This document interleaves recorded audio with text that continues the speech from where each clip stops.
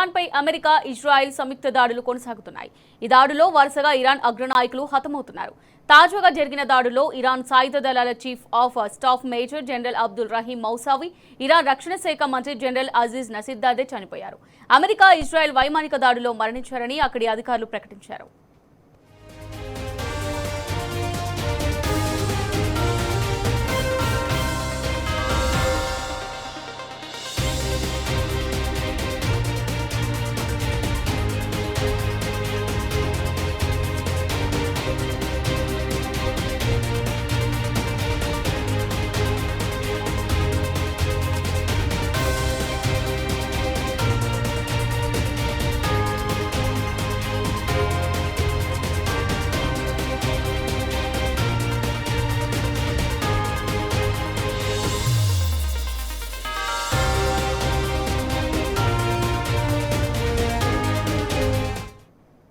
The man of difficult machines అని పేరున్న మౌసావి 2025లో Iran army chief గా బాధ్యతలు చేపట్టారు.